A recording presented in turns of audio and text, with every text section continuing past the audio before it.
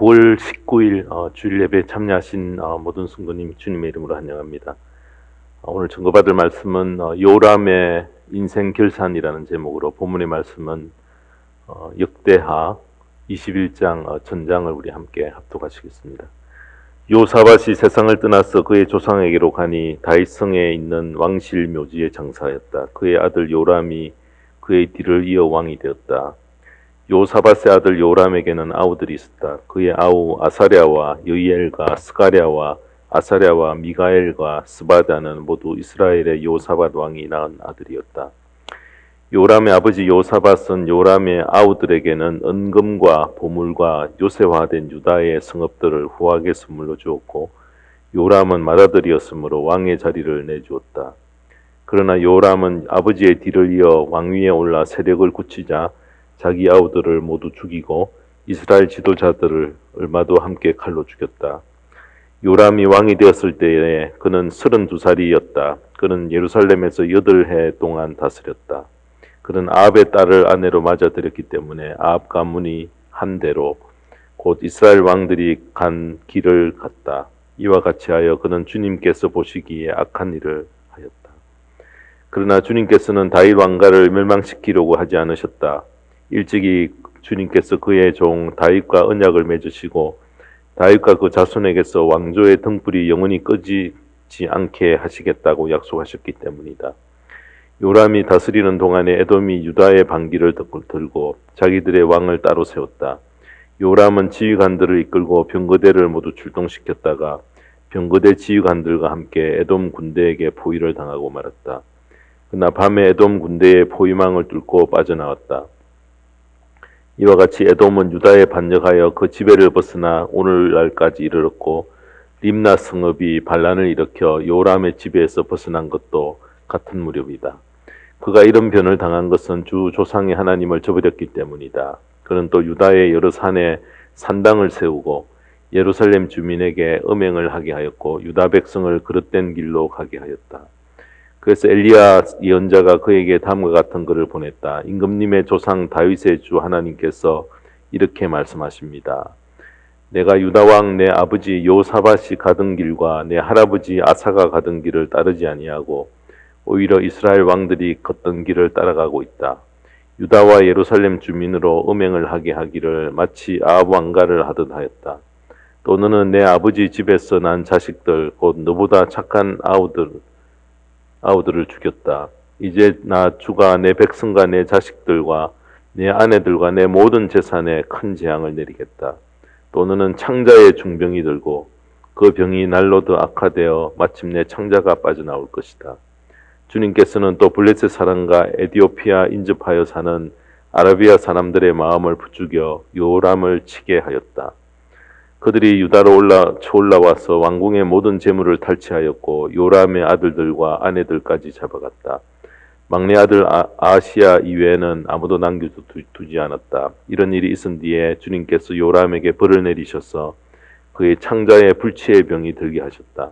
그는 오랫동안 이 불치의 병으로 꼬박 2해를 앓다가 창자가 몸 밖으로 빠져나와서 심한 통증에 시달리다가 죽고 말았다. 백성은 왕들이 죽으면 을에 향을 피웠으나 요람에게만은 향을 피우지 않았다. 요람이 왕이 되었을 때에 그는 32살이었다. 그는 예루살렘에서 8해 동안 다스리다가 그의 죽음을 슬프게 여기는 사람도 없이 세상을 떠났다. 사람들이 그를 다윗성에 묻기는 하였으나 왕실 묘지에 장사하지는 않았다. 아멘. 네, 오늘 이 말씀 가지고 요람의 인생 결산이라는 제목으로 말씀을 전합니다. 지구촌 안에는 하루에 태어나는 신생아의 숫자가 아주 대단히 많습니다.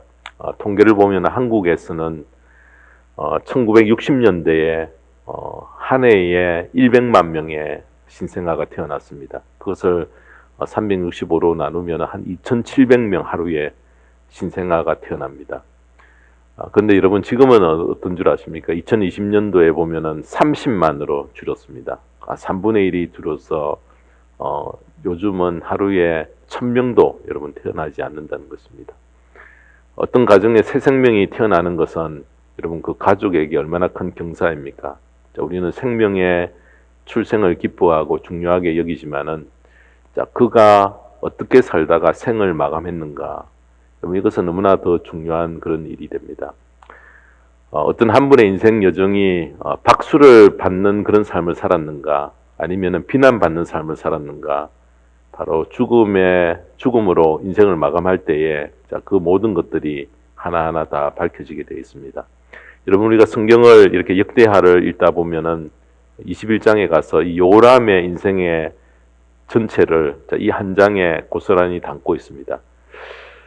그래서 여러분, 오늘 이 요람의 인생 전체의 인생 결산에 대해서 저희들이 하나하나 좀 자세하게 이렇게 증거를 받기를 원합니다. 오늘날 모든 사람들이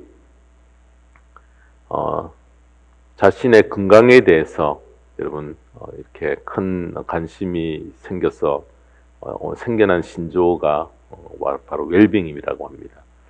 건강하게 잘 먹고 잘 살며 행복을 누리며 살자는 뜻이 그 속에 들어있는데, 웰빙의 열풍으로 말미암아 요즘은 건강 보조식품이 너무나 다양하고 엄청난 그런 숫자로 여러분 어디에 좀 도움이 될 거를 찾는다고 하면은 너무나 풍부하게 많이 이렇게 제품으로 되어 있다는 것입니다. 그리고 그 시장 규모도 어마어마한 그런 액수입니다. 건강과 먹는 것이 이렇게 밀접히 연결되어 있어서 웰빙의 붐을 타고, 여러분 슈퍼마켓만 가도 올게닉 그 식품을 전문적으로 취급하고요. 각 가정마다도 텃밭을 일구어서 직접 재배하여 야채를 먹는, 그렇게 먹으면 맛도 있고 건강에도 큰 유익을 줍니다. 자신의 몸을 위해 돈과 시간을 투자하는 것 아까워하지 않습니다. 그러나 모든 시선을 우리가 웰빙에 뺏긴다고 하면은 문제가 있다는 것입니다. 웰빙보다 웰다잉, 잘 죽는 것에 여러분 더 큰 관심을 우리가 쏟아야 할 때라고 생각이 됩니다. 나이가 점점 들어갈수록 젊을 때와는 달리 여러분 세월이 가는 속도가 훨씬 더 빨라집니다. 그래서 시인 김달진 님이 이렇게 표현을 합니다. 60세는 해마다 늙고, 70세에는 달마다 늙고, 80세에는 날마다 늙고, 90세에는 시마다 늙고, 100세에는 분마다 늙는다. 이렇게 표현했습니다. 자, 그러므로 지혜로운 성도는 여러분 웰빙보다 웰다잉, 인생을 어떻게 마감하는 것에 대해서 더 깊이 생각하고 고민해야 합니다. 왜냐하면은 웰빙에 투자한 것은 어느 날 흔적도 없이 여러분 다 사라지고 허무하게 없어져 버리지만은 웰다잉에 집중하여 준비한 삶은 인생을 멋지게 마무리하게끔 만든다는 것입니다. 특별히 성도는 자신의 인생 결산에 대해서 반드시 우리가 자주 고민하고 우리가 해답을 가지고 살아야 더 이상 당하지 않게 됩니다. 제가 설교 때마다 이 죽음에 대한 어떤 그런 준비, 죽음에 대한 고민 계속 반복하는 이유가 바로 여기에 있습니다. 여러분, 오늘 본문은 역대하 21장 전체의 말씀은 유다의 5대 왕인 요람 왕의 인생 결산에 관한 그런 귀한 말씀입니다. 요람 왕의 인생 결산을 보면은 내 인생을 어떻게 마무리하며 살아야 할지에 대한 이렇게 비춰주는 그런 거울이 됩니다. 요람 왕은 요사밧의 장자로 태어났습니다. 8년 동안 유다를 통치했고요. 유다 왕국의 10왕 중에서 극히 악한 왕으로 북왕국 이스라엘의 아왕의 딸과 결혼하여서 우상 숭배, 형제 살인 등의 악행을 자행하다가 비참한 그런 최후를 맞이하였는데, 나중에 죽음 이후에 심지어 다윗 왕조의 묘실에도 들어가지 못하고 한마디로 말하면은 부끄럽게 모든 삶을 마감했던 그런 왕이었습니다. 공적으로 남은 것은 아무것도 없었습니다. 자기 수하에 속국으로 있었던 나라들이 반역을 하여 빠져나갔고, 가족들이 포로로 잡혀갔고요. 형제들 모두 죽인 살인마였고, 또 그가 행했던 모든 일은 실패로 끝났고 불명예만 남았었습니다. 저주를 받아 창자가 빠져나왔고 묘실에 들어가지도 못했고 부끄러운 인물의 표본이 되어서 그의 죽음을 안타까워하는 자가 아무도 없었다는 것입니다. 그래서 여러분 역대하 21장 전장을 우리가 자세히 살펴보면은 1절에 왕이 되었다라는 그런 말씀과 또 7절에 보면은 다윗의 언약 때문에 멸하지 않고 남겨두었다는 것 외에는 수치스러운 삶의 열거가 계속 이어지고 있다는 것입니다. 전도서 7장 1, 2절은 이렇게 말씀합니다. 아름다운 이름이 보배로운 기름보다 낫고 죽는 날이 출생하는 날보다 나으며 초상집에 가는 것이 잔치집에 가는 것보다 나으니 모든 사람이 결국 이와 같이 됨이라. 산자가 이것에 유심하리로다. 여러분, 왜 죽는 날이 출생하는 날보다 낫고 왜 초상집에 가는 것이 잔치집에 가는 것보다 낫습니까? 여러분, 출생은 이제 인생의 시작에 불과하지만은 죽음은 마치 씨를 뿌려 곡식을 거두는 것처럼 죽음은 인생의 종결과 수확이기 때문에 그렇다는 것입니다.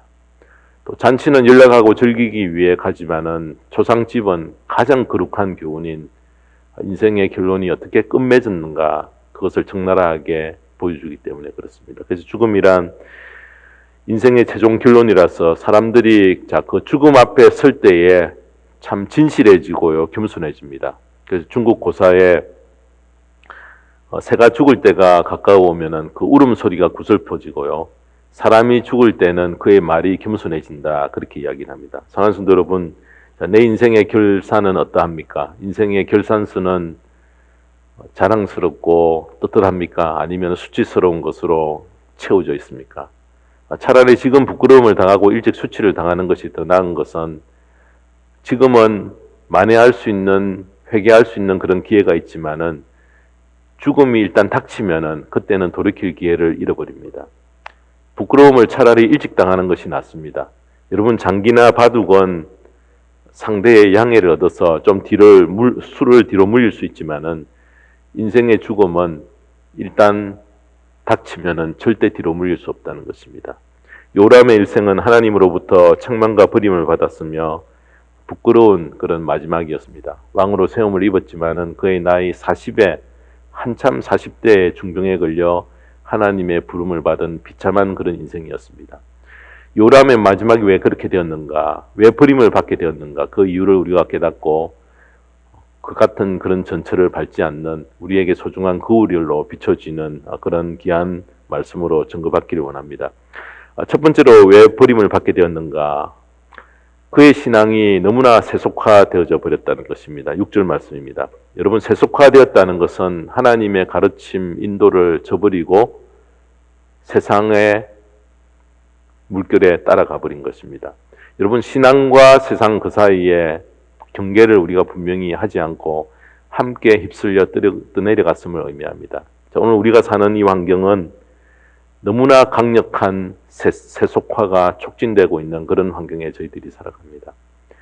그래서 여러분, 이렇게 살면서 우리가 어느 선까지 세상의 것을 용납하고 어느 선에서 우리가 단절해야 하는가, 경계선을 끊기에 참으로 힘든 여러분 그런 때이고 쉽게 침범을 당하는 그런 때에 저희들이 살아가고 있습니다. 솔로몬이 초상집에 가는 것이 잔치집에 가는 것보다 더 낫다고 한 이유는 사람이 생을 마감하게 되면 그 사람의 살았던 생애를 돌아보면서 어떻게 살았는지에 대해서 해답을 주기 때문에 그렇습니다. 그래서 옛말에 죽음에는 원수가 없다라고 이런 말을 했는데, 그 의미는 생전에 좋지 못한 그런 관계에 있던 사람도 사람이 일단 죽었다라고 하면은 좋게 평가해 주고요, 가능하면 득이 되지 못하는 것을 감추어 주려고 한다는 것입니다. 자, 그러나 오늘 이 본문 21장 전체는 요람의 왕이 어떤 삶을 살았는가에 대해서 그의 실수를 누락하지 않고 정확히 우리에게 거울로 비춰주기 위해서 기록하여 우리에게 알려줍니다. 그는 32살 되던 해에 주전 850년경에 부친인 요사밧의 뒤를 이어 유대 나라의 5대 왕이 되었으나 즉위한 지 딱 8년 동안 여러분 그렇게 왕위에 있다가 하나님의 징벌을 받아 중병으로 고생하다가 세상을 떠난 분이었습니다. 자, 근데 성경은 그의 죽음을 두고 20절에서 밝히기를 그의 죽음을 슬프게 여기는 사람도 없이 세상을 떠났다라고 적나라하게 그렇게 기록하고 있습니다. 매우 불행한 죽음을 맞이했던 것입니다. 적어도 한 나라의 군주가 되어 8년이나 치리를 하였고 더욱이 40세의 한창 나이에 세상을 떠났는데 아무도 그의 죽음을 애석하게 여기지 않고요, 그의 죽음을 애도하는 사람이 없었다는 것은 매우 의아하게 그렇게 예외적으로 생각이 듭니다. 그가 왕으로 살았던 8년 동안 권력을 누리고 세상 영화를 맛보았으며 모든 사람이 부러워할 만큼 좋은 조건을 가졌는데 그의 죽음이 보통 사람만도 못하게 누구에게도 아낌을 받지 못하는 것으로 끝나버렸다는 것은 큰 충격이 아닐 수가 없다는 것입니다. 여러분, 성경은 왜 요람이 이렇게 버림받은 불행한 죽음을 맞이하였는가, 그 이유를 상세히 설명하는데, 버림받게 된 인생으로 기울어지기 시작한 직접적인 그 이유를 6절이 우리에게 밝혀줍니다. 6절에 보시면은, 그런 아합의 딸을 아내로 맞아들였기 때문에 아합 가문이 한 대로 곧 이스라엘 왕들이 간 길을 갔다. 이와 같이 하여 그는 주님께서 보시기에 악한 일을 하였다. 이렇게 말합니다. 자, 그의 인생이 세속화된 직접적인 원인은 아내를 잘못 택해 드렸기 때문에 그렇습니다. 당시에 우상 숭배로 악명 높았던 이 아황과 이세벨에게서 난 딸 이 아달랴를 아내로 맞는 결정적인 실수를 범했기 때문에 그렇습니다. 자, 불신 결혼은 바로 우상 숭배를 불러들여 집안 전체를 세속화시키며 쑥대밭으로 만들어 버립니다. 그래서 우상 숭배가 무섭습니다. 우상 숭배는 영적인 눈을 흐리게 만들어 버리고요, 영적인 분별력을 마비시키고 죄를 범해도 아픔을 느끼지 못하게 만들고 계명대로 살지 않아도 마음에 찔림이 전혀 없고 경건을 싫어하고 세속적인 삶을 즐기면서 더 이상 빠져나가지 못하게 만듭니다. 오늘 우리 모두에게 가장 심각한 문제가 바로 우리가 살고 있는 이 주변의 세속화의 물결이 몰래 나도 모르는 사이에 내 속에 밀려들어 내 속에서 자리를 잡고 있다는 것입니다.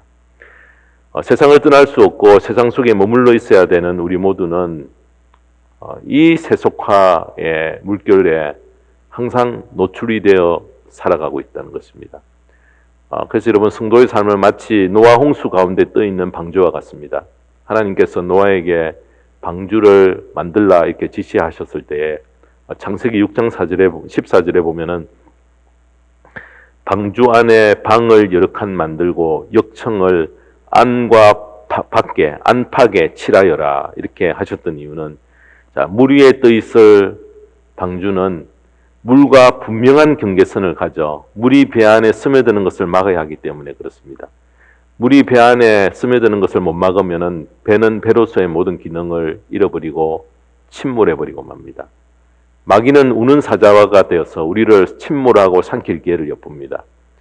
요람의 인생 종말이 왜 이렇게 비참하게 된 것은 아내를 통해 들여온 우상 숭배로 말미암아 자신의 삶이 세속화되는 것을 그는 경계하지 못하고 막지 못했기 때문에 그렇습니다. 현대 교회에 몸서리칠 만큼 무서운 위협이 바로 이런 세속화입니다. 얼마나 여러분 세상의 문화와 이 기술이 발달이 됩니까? 거기에 점점 우리가 휩쓸려 들어간다는 것입니다. 우리가 몸담고 사는 이 세상은 우리를 항상 삼키려고 엿보고 있습니다. 자, 그러므로 요한은 이 세상에 있는 것들을 사랑치 말라. 세상을 사랑하면 아버지의 사랑이 그 가운데 있지 않다. 이렇게 말합니다. 자, 우리는 세상과 더불어 살지만은 분명한 경계를 가져서 순간순간 세속화되는 이 세상이 내 속에 파고들지 못하도록 내 삶에 파수꾼을 세워 침입의 기회를 엿보는 세속화를 끝까지 경계하여 나의 영혼이 병들지 않게 지켜나가는 거룩한 삶의 대열에 함께 참여하는 저와 모든 성도님 되시기를 주님의 이름으로 축원합니다. 두 번째로 왜 버림을 받게 되었는가? 그는 열조의 여호와 하나님을 버렸다. 이렇게 10절이 이야기를 합니다. 하나님을 뒷전으로 밀어내 버렸습니다. 이스라엘 성군 다윗은 일찍이 그의 아들 다윗 솔로몬에게 열왕기상 2장 3절에 보면 이런 부탁을 남겼습니다. 너는 주 너의 하나님의 명령을 지키고 모세의 율법에 기록된 대로 주님께서 지시하시는 길을 걷고 주님의 법률과 계명, 주님의 율례와 증거의 말씀을 지켜라. 그리하면 내가 무엇을 하든지 어디를 가든지 모든 일이 형통할 것이다. 이렇게 이야기했습니다. 자, 그러나 요람은 여호와 하나님이 그의 시선에서 점점 멀어졌어요. 결국 10절은 밝히기를 요람이 열조의 하나님 여호와를 저버렸다. 여러분 10절에 보시면은 이와 같이 에돔은 유다에 반역하여 그 지배를 벗어나 오늘날까지 이르렀고 림나 성읍이 반란을 일으켜 요람의 지배에서 벗어난 것도 같은 무렵이다. 그가 이런 변을 당한 것은 주 조상의 하나님을 저버렸기 때문이다. 이렇게 표현합니다. 인생이 하나님을 끝까지 붙들지 못하고 떠나게 되면은 바로 요람의 종생과 똑같은 결과를 맞게 되신다는 것입니다. 사랑하는 성도 여러분, 요람의 아버지 요사밧 왕은 참으로 현명한 분이었습니다. 그는 죽기 전에 스라의 자녀들에게 각각 그들의 분깃을 나누어 줬는데 대부분 은금, 보물 같은 재물도 적당하게 다 평등하게 배분해 주었지만은 또 튼튼하고 안정된 고을과 성읍을 다스릴 수 있는 권세들도 같이 이렇게 나눠줬습니다. 그리고 장자인 요람에게는 왕위를 물려주었습니다. 이렇게 아들들에게 섭섭하지 않을 만큼 기업을 주었고 또 제각기 역할도 분담시켜 놓았습니다. 그렇게 하여 서로 도우며 협조하며 공존하도록 배려를 했지만은 조상 다윗의 가르침을 자녀들에게 정확히 전달하지는 못했다는 것입니다. 여러분, 다윗은 왕위를 장자에게 물려주지 않았습니다. 하나님의 관점을 가지고 누가 왕이 될 자격이 있는가, 믿음이 있는가, 그 눈을 가지고 하나님이 세우시는 자에게 바로 권면하고 가르치면서 왕위를 물려준 분이 다윗 왕이었습니다. 역대상 28장 9절에 보면은 나의 아들 솔로몬아, 너는 내 아버지의 하나님을 바로 알고 온전한 마음과 기쁜 마음으로 정성을 다하여 섬기도록 하여라. 주님께서는 모든 사람의 마음을 살피시고 모든 생각과 의도를 헤아리신다. 내가 그를 찾으면 너를 만나 주겠지만은 내가 그를 버리면 그도 너를 영원히 버리실 것이다. 근데 여러분, 요람은 하나님을 버리고 세상을 따라갔으며 가장 큰 왕위를 받은 것을 유지하기 위해 자기 동생들을 무자비하게 살해해버렸고, 그들이 모반을 하거나 왕을 거역한 일도 없는데 스스로 위협을 느껴 미리 불안한 마음 때문에 무고한 피를 흘리게 만들었다는 것입니다. 이는 스스로 조절할 수 없는 바로 그 속에서 일어나는 욕심 때문이었습니다. 하나님을 두려워하지 않고 하나님을 버렸기 때문에 이런 결과가 초래되었다는 것입니다. 하나님을 끝까지 붙들지 않고 놓치는 사람은 언제든지 인생의 치명적인 가오를 범할 가능성이 있음을 우리에게 보여줍니다. 그래서 야고보서 1장 15절에 욕심이 잉태한 적 죄를 낳고 죄가 장성한 적 사망을 낳느니라, 그렇게 우리에게 말씀합니다. 요람이 여호와를 마음속에서 버리게 되니 어려운 일들이 걷잡을 수 없이 닥친 내용이 바로 10절에서 밝힙니다. 에돔과 립나가 배반하여 유다의 수하에서 아래에서 벗어나 버렸고요. 블레셋 사람과 아라비아 사람들의 마음을 격동시켜 유다를 침략하게 만들어서 왕궁의 모든 재물은 약탈을 당하고 왕의 처자들은 모두 사로잡혀 가버리는 어려움들을 겪습니다. 여호와 하나님을 내가 버리게 되면은 바로 이렇게 불확실한 미래를 살아야 하고 이런 어려움을 각오해야 합니다. 사랑하는 여러분, 내 인생 여정 가운데 단 한순간이라도 여호와 하나님을 외면하거나 놓치는 순간이 없는 끝까지 붙드는, 그리하여 그 보호하심, 그 인도하심 가운데서 살아갈 수 있는 저와 모든 성도님의 복된 생애가 되기를 주님의 이름으로 축원합니다. 마지막 세 번째로 왜 버림을 받게 되었는가?